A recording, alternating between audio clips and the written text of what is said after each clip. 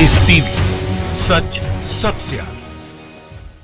हमें ताली नहीं चाहिए, जगो हिंदू जगो, वरना कटने के लिए तैयार रहो। जगो हिंदू जगो, वरना कटने के लिए तैयार रहो। नमस्कार, आदाब। आप देख रहे हैं द लाइव टीवी। आपके साथ मैं मोहम्मद अफजल आलम। ये महाशय है दुनिया के सबसे बड़ी पार्टी के राष्ट्रीय प्रवक्ता संबित पात्रा। भारतीय जनता पार्टी के तर्जुमान हैं और वो भी उस भारतीय जनता पार्टी के जिसकी सरकार है इस वक्त भारत में। और हर सरकार का और हर एक सत्ताधारी पार्टी का ये दायित्व बनता है कि वो अपने नागरिकों को एक समान और एक तरह से व्यवहार करे। लेकिन क्या इनकी जो बातें हैं उनको देखकर, उनको सुनकर ऐसा लगता है कि भारतीय जनता पार्टी हर एक नागरिक को एक समान देख रही है, उनके साथ अच्छा व्यवहार कर रही है, चाहे अल्पसंख्यक हो या बहुसंख्यक? खुलेआम ये शख्स लाइव डिबेट में कहता है, हिंदुओं जाग जाओ वरना कटने को तैयार रहो। हालांकि ये वीडियो दिल्ली विधानसभा चुनाव के वक्त का है। आज मैं इस पर क्यों चर्चा कर रहा हूँ? आज मैं आपको दिखाऊंगा कि संबित पात्रा जब भी मुंह खोलते हैं जहरी उगलते हैं और नफ़रत भरी बातें फैलाते हैं। आपसे मैं एक बात शेयर करना चाहता हूँ और सवाल पूछना चाहता हूँ कि क्या एक जो सत्ताधारी पार्टी है उसके प्रवक्ता का काम क्या होता है? उसके प्रवक्ता का काम होता है कि उनकी सरकार ने क्या काम किया है और क्या करने वाली है और पार्टी का आगे एजेंडा क्या है और चुनाव के मसले पे बात करना।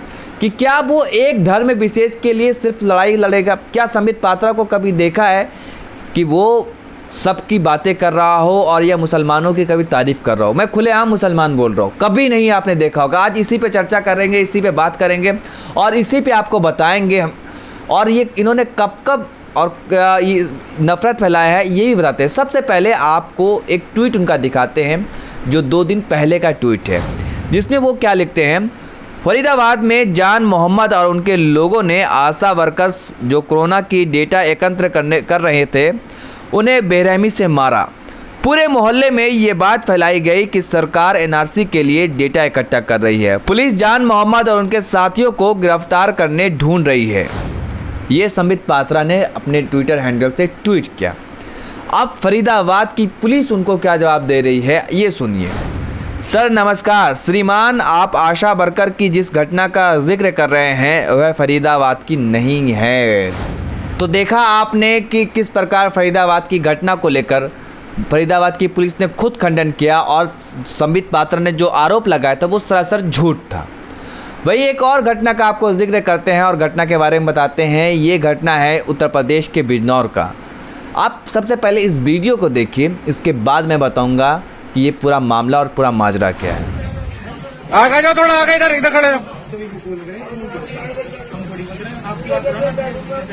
इधर खड़े हो जाओ आके।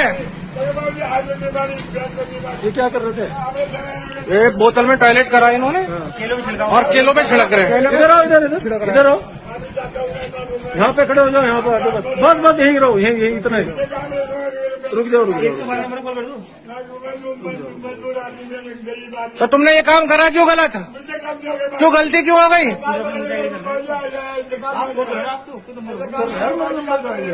जाना मत कहीं, यहीं खड़े हो जाओ। जाना मत वरना डंडा पड़ेगा, खड़े हो जाओ यहीं। जाना मत। रुको, यहाँ इधर आओ।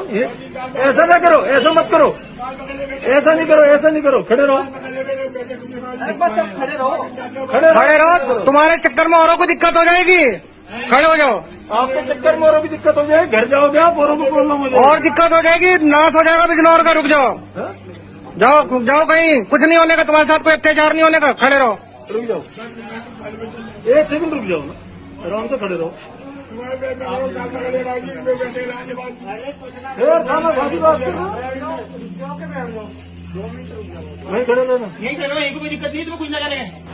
ये वीडियो उत्तर प्रदेश के बिजनौर के बुखारा मोहल्ले की है, जहां पर एक शख्स पेशाब करने के बाद ये बताया जाता है, ये आरोप लगाया जाता है कि वो उस बोतल से उस पेशाब को छिड़काव करता है जो फल फ्रूट केला बेच रहा था उस पर। इसी को लेकर करके ये वीडियो वायरल किया गया है और संबित पात्रा ने भी इस पर ट्वीट किया है, इस वीडियो को ट्वीट किया और उन्होंने क्या लिखा है ये बताते हैं।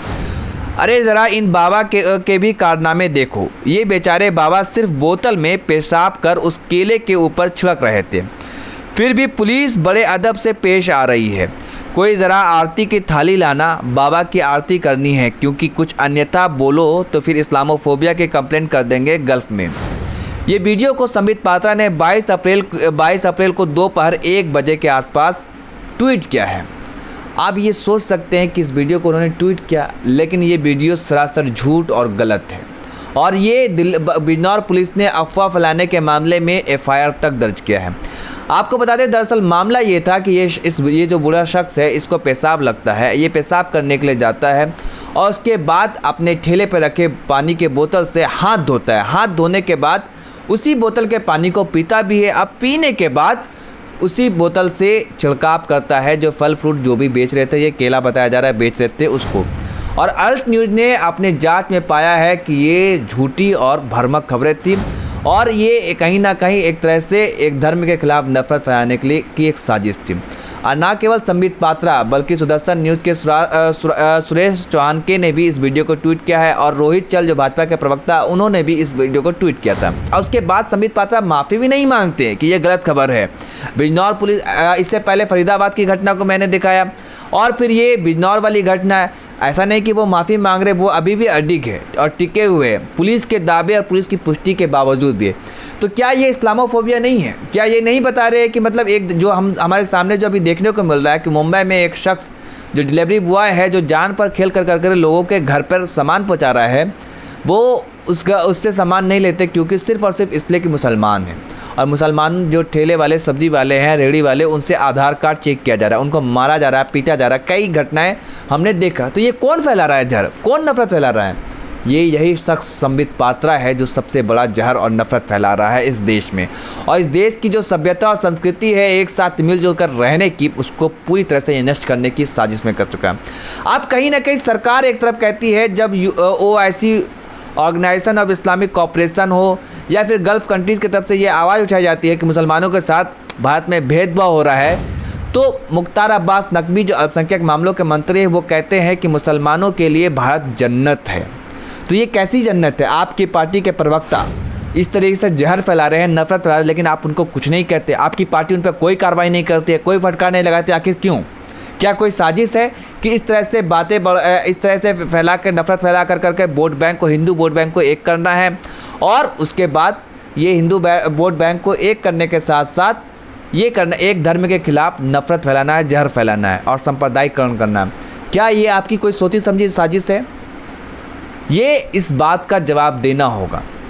और साथ में मैं उन भक्तों को भी बता दूं कि जो इनके भक्त हैं, जो सोच रहे होंगे कि ये हिंदू हित की बात कर रहे हैं संबित पात्रा, तो ये मुगालते में ना रहें। ये सिर्फ और सिर्फ अपनी पार्टी और अपने लिए बात कर रहे हैं और इनको कोई लेना देना नहीं है किसी से, आपसे या फिर कोई हिंदू से या कोई हिंदुत्व से। ये सिर्फ और सिर्फ दिखावटी है। अगर इनको दर्द होता और हमदर्दी होती तो अभी जो भूखे प्यासे मजदूर और मजबूर लोग मर रहे हैं भूख और प्यास से, तो वो उन तक खाना पहुंचा रहे होते। ये सिर्फ और सिर्फ दिन भर टीवी पे बैठ करके नफ़रत और जहर फैला रहे हैं। तो आपसी भाईचारा मत खोइए। एक और आपको बात बताते हैं कि याद होगा आपको, देश की राजधानी दिल्ली में जो दंगा हुआ था, उसमें IB अफसर अंकित शर्मा की मौत होती है, जान चली जाती है, बड़े ही निर्मम हत्या होती है। लेकिन संबित पात्रा ने क्या ट्वीट किया था उसको लेकर? अंकित शर्मा का पोस्टमार्टम रिपोर्ट दिल को दहलाने वाला है। 2 से 4 घंटे तक अंकित को चाकू से लगातार गोदा गया, लगभग 400 बार चाकू से वार किया गया है। अर्थात शरीर के ऐसा कोई हिस्सा नहीं है जिसे छलनी ना की गई हो। अंतड़िया इंटेस्टाइन्स को शरीर से फाड़कर अलग किया गया। Why so much hate why, ये वो ट्वीट करके बताते हैं। लेकिन ये सरासर फेक और झूठ थी।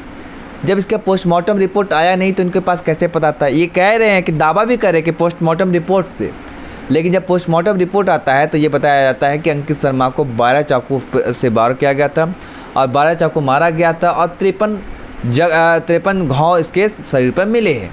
लेकिन इन्होंने कितना बताया? 400। अब ये सोचिए कि नफ़रत किस तरह से ये फैला रहे हैं।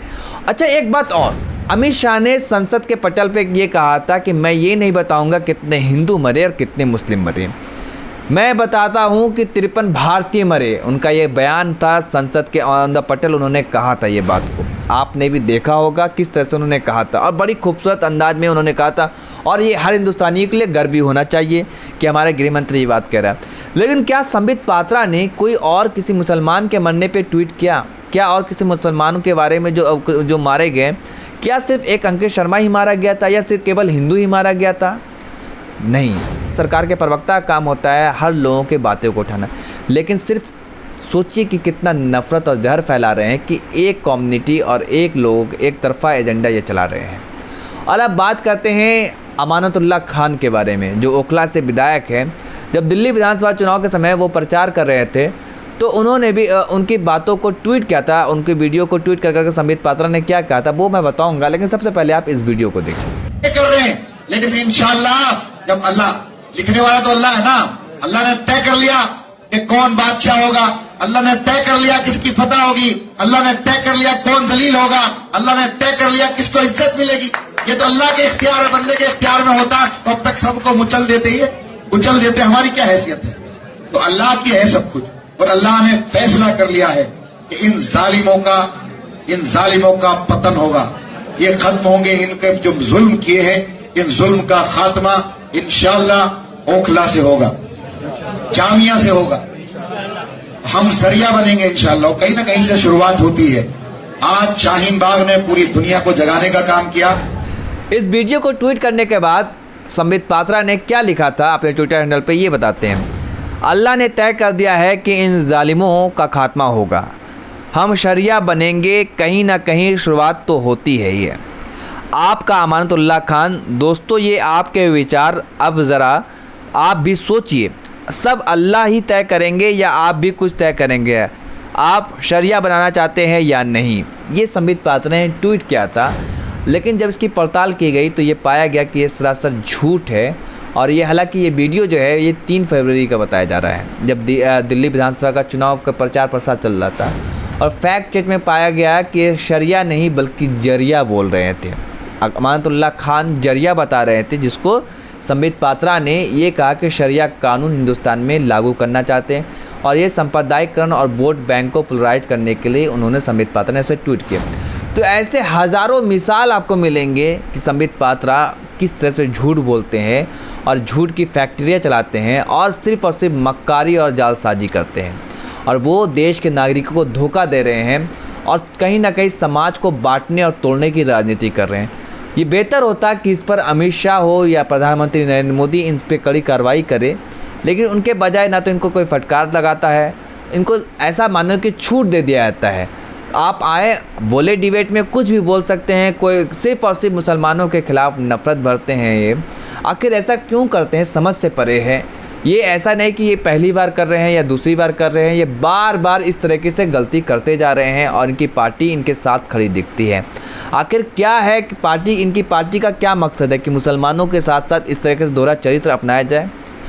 अभी मैंने बताया OIC हो या गल्फ़ कंट्रीज़ हो, जब इस पे सवाल खड़ा कर रहे थे कि भारत में मुसलमानों के साथ भेदभाव हो रहा है, डिस्क्रिमिनेशन हो रहा है, तो मुख्तार अब्बास नकवी खड़े हो गए। और साथ में प्रधानमंत्री नरेंद्र मोदी ने भी ट्वीट करके कहा कि ये कोरोना वायरस ना तो कोई धर्म देखता है, ना जाति देखता है, ना पंथ देखता है, ना मज़हब देखता है। लेकिन आखिर ऐसी बेअदबी संबित पात्रा बार बार क्यों करते हैं?